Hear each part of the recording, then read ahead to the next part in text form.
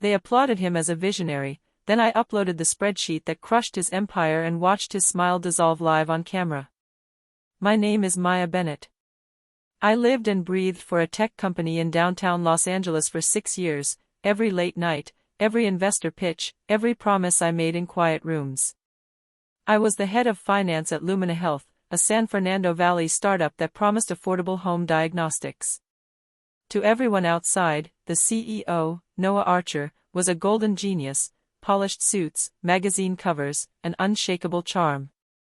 To me he was a partner in growth and, eventually, a man I trusted with my career, my small savings, and the future of my team. We weren't family, but after long quarters and startup war stories we had become close. I believed in the idea, in the mission, and I believed in him. When the Series B brought millions of dollars into our bank, I worked to make sure every dollar stretched, hiring nurses, building software, paying vendors on time. We were in California, we were supposed to change lives. I slept in the office more months than I can count. Emotionally, I was tethered, proud, exhausted, terrified of failure, and quietly dependent on his approval. People told me I was lucky to work for someone like Noah. How could I have known the luck was a lie that wore his suit? The first crack was small. A vendor invoice that looked a touch off. I questioned it. Duplicate, I said in an email. He brushed it away in a board meeting. Maya, will handle procurement. The second crack was personal, an expense marked as client entertainment that was a private flight for him and a woman I'd never met. I felt sick, but I told myself there are things you don't pry into. Then came the investor call that should have been our triumph. Noah stood under studio lights and announced a partnership that would triple our valuation. Cameras rolled, champagne corks popped. I sat behind him, paper hands trembling, because I knew our burn rate and the numbers that didn't add up. 2 weeks later our CFO vanished, resigned suddenly, and the audit started to circle like vultures. Humiliation arrived when a friendly industry blog published an anonymous tip. Where did the money go?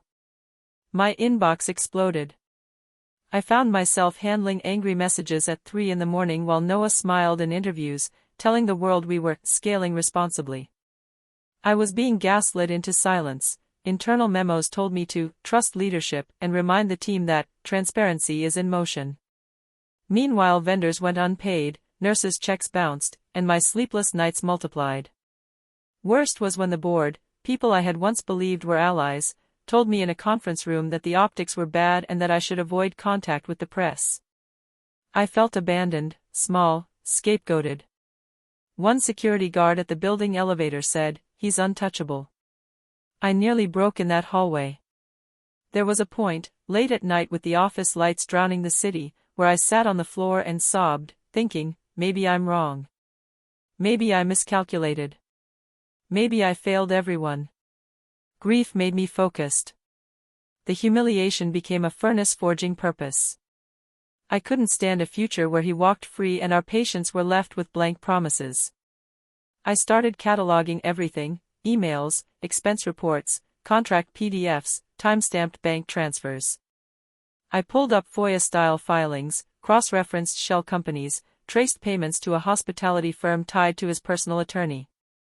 The picture was ugly and methodical.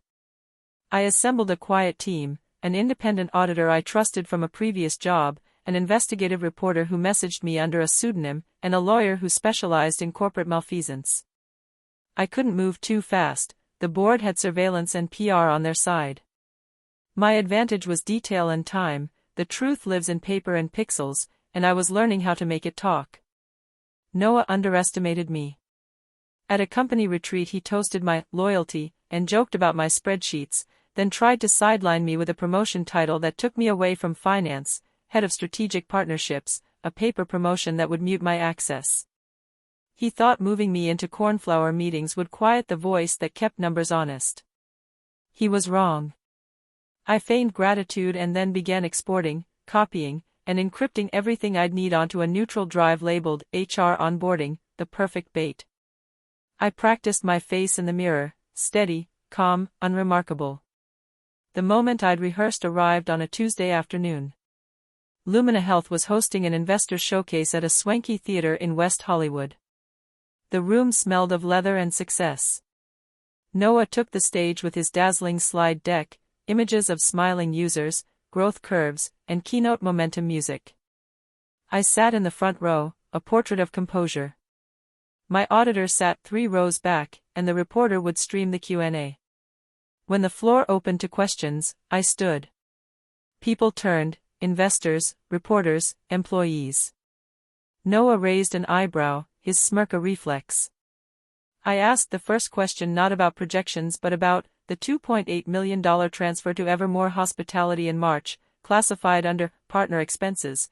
Can you explain the benefit to Lumina Health and the recipients? The auditorium fell airborne with silence. Noah's smile faltered.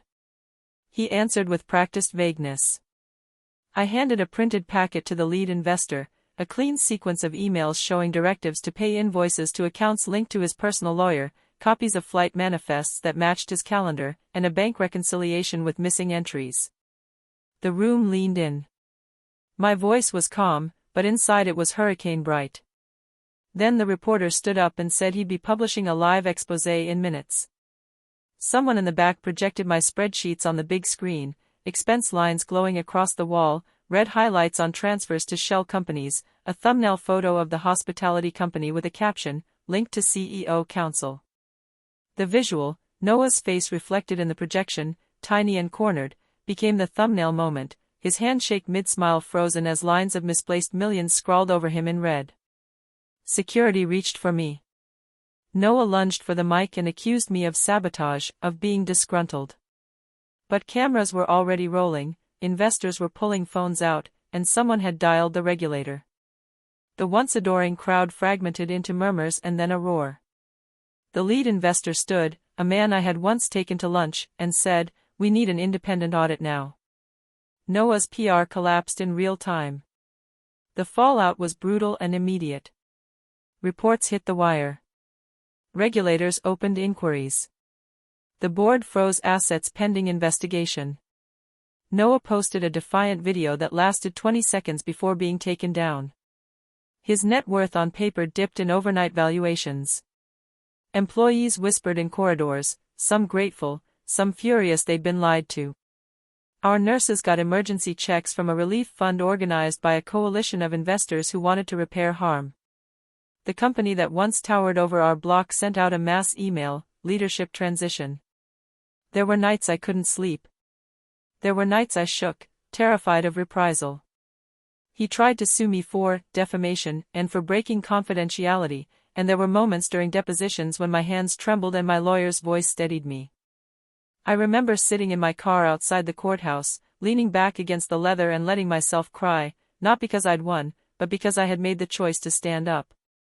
In the months that followed, hearings revealed more than I had expected. Testimony showed falsified invoices, sweetheart contracts that siphoned funds into offshore accounts, and an elaborate culture of intimidation. Noah's charm didn't hold up in sworn statements. Investors demanded restitution, the company's valuation collapsed to a fraction of what the press had praised.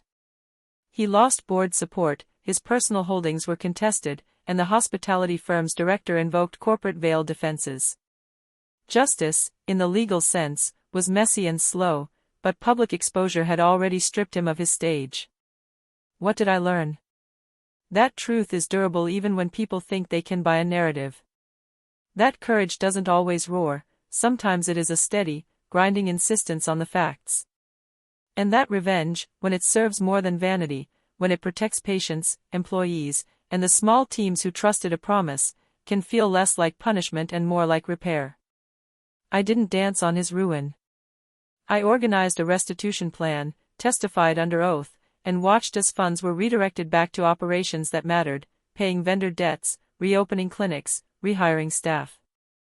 The most satisfying moment wasn't his humiliation on a headline.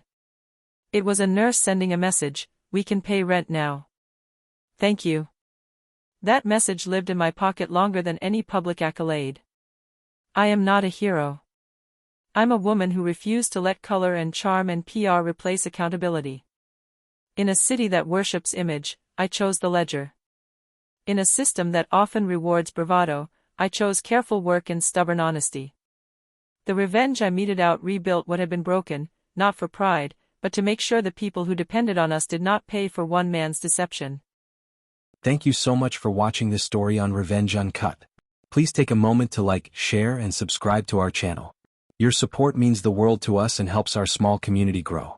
We're on a heartfelt mission to reach 1,000 subscribers, and with your help, we know we can get there. Stay tuned for more powerful stories. Your engagement keeps Revenge Uncut alive.